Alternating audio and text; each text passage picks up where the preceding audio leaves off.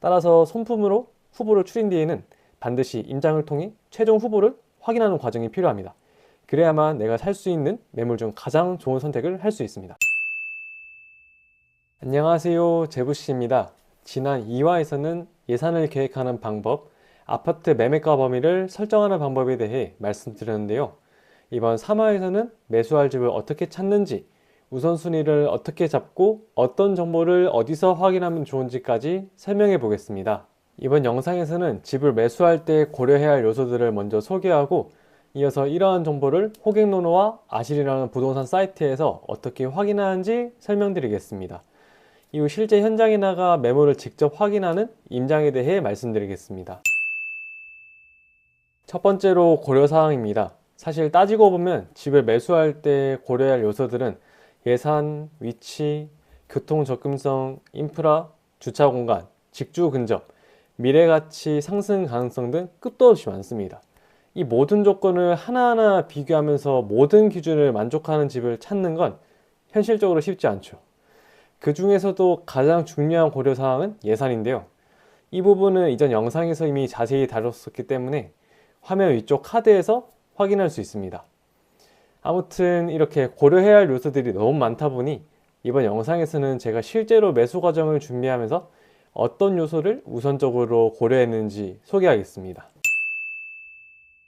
저는 실제로 집을 매수할 때 고려 기준으로 부역대 심평 공초라는 것을 활용했습니다. 이는 부동산에 관심 있는 분들이라면 한 번쯤 들어보셨을 텐데요. 아파트 가치를 판단하는 여러 요소를 압축해 놓은 용어입니다. 즉, 이 조건들을 모두 갖춘 아파트는 그만큼 선호도가 높다고 할 수 있습니다.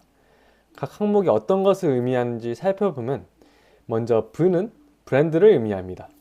아파트도 우리가 입는 옷이나 타고 다니는 차처럼 브랜드 가치가 중요한데, 이를 판단할 때는 우측 표와 같이 매달 발표되는 브랜드 평판 지수 순위가 높은 순으로 정리된 자료를 참고할 수 있습니다. 역은 역세권을 뜻하며 아파트 주변에 지하철역이 있는지가 생활 편의성과 가치에 큰 영향을 줍니다. 대는 대단지를 의미하는데, 일정 규모 이상의 세대수를 갖춘 단지는 커뮤니티 시설이 잘 갖춰져 있어 선호도가 높습니다. 대전에서는 500세대 이상이면 충분히 괜찮다고 볼 수 있습니다. 시는 신축을 뜻하며 최근 준공된 아파트일수록 설계와 시설이 현대적이고 선호도가 높습니다. 보통 2020년에 준공된 단지를 신축으로 봅니다. 평은 평지를 의미하는데, 아파트 내부와 주변이 평지여야 생활 편의성이 높아집니다. 공은 공원을 뜻하며 주변에 공원이 있으면 입주민들의 삶의 질이 올라가고 자연스럽게 수요도 높아집니다. 마지막으로 초는 초등학교를 의미합니다. 아파트 단지 안이나 가까운 곳에 초등학교가 있는 이른바 초품화 단지는 학부모들에게 특히 인기가 많습니다. 저는 이렇게 부역대 심평 공초를 기준으로 매수할 아파트 후보를 우선적으로 선별했습니다.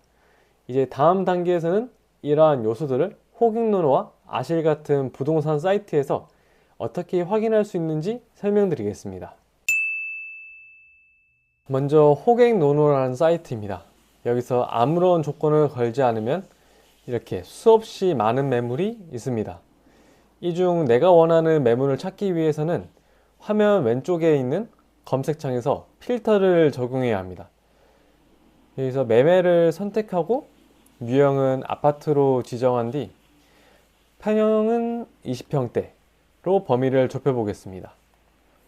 가격은 지난 2화에서 설정했던 매매가 기준인 약 4억을 중심으로 플러스 마이너스 5천만원 정도를 적용해 3억 5천만원에서 4억 5천만원 사이로 설정합니다.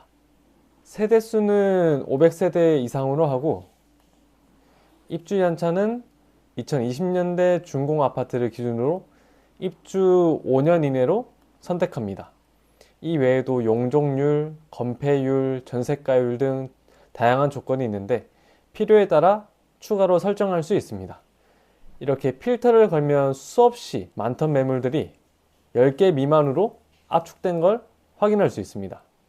이제 여기서부터는 앞서 말씀드린 브랜드, 역세권, 평지, 공원, 초등학교 등의 조건을 비교하면서 더 좋은 매물을 추려낼 수 있습니다. 그중 평지 여부는 필터 항목 여기 바로 아래에 있는 경사 옵션을 클릭하면 확인할 수 있습니다. 또 주변의 학원과 상권, 그 다음에 인구 규모 등 생활 환경에 대한 정보도 함께 확인할 수 있어 후보 매물들을 다시 비교해가며 내가 선택할 수 있는 가장 좋은 아파트를 찾을 수 있습니다. 다음은 아실이라는 사이트입니다. 기본적인 사용 방법은 호갱노노와 비슷하지만 아실에서는 호갱노노에 없는 다양한 통계를 확인할 수 있습니다. 예를 들어 가격 변동을 통해 특정 지역의 매매가와 전세가가 어떻게 움직였는지 볼 수 있고, 그리고 매물 증감을 통해 해당 지역의 매물수가 늘었는지 줄었는지 이렇게 확인할 수 있습니다. 또한 매수 심리를 통해 해당 지역의 주택시장 분위기도 파악할 수 있습니다.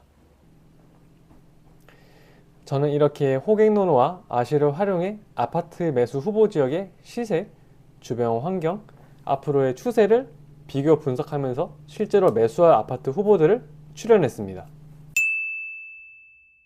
앞에서 두 개의 부동산 사이트를 활용해 손품을 팔아 어느 정도 후보를 추려냈다면 이제는 발품을 팔 차례입니다. 바로 임장인데요. 부동산에서 임장이란 매물이나 지역을 직접 방문해 주변 환경과 가치를 눈으로 확인하는 활동을 말합니다. 즉, 내가 매수하려는 아파트에 직접 가서 현장을 보는 것이죠. 임장이 필요한 이유는 온라인 사이트에서 확인할 수 없는 부분들을 직접 경험할 수 있기 때문입니다.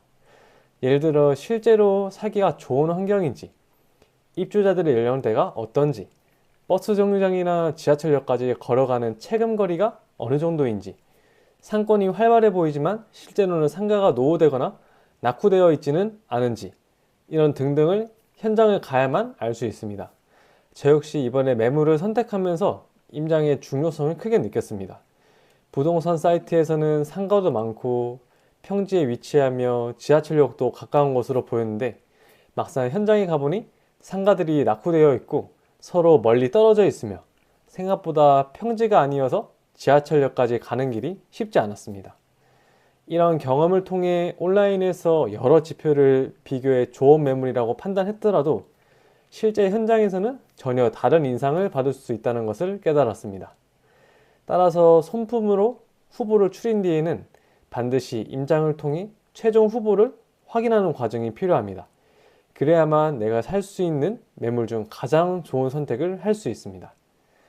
오늘은 집을 매수할 때 고려해야 할 요소들과 부동산 사이트 활용법, 그리고 임장의 중요성에 대해 말씀드렸습니다.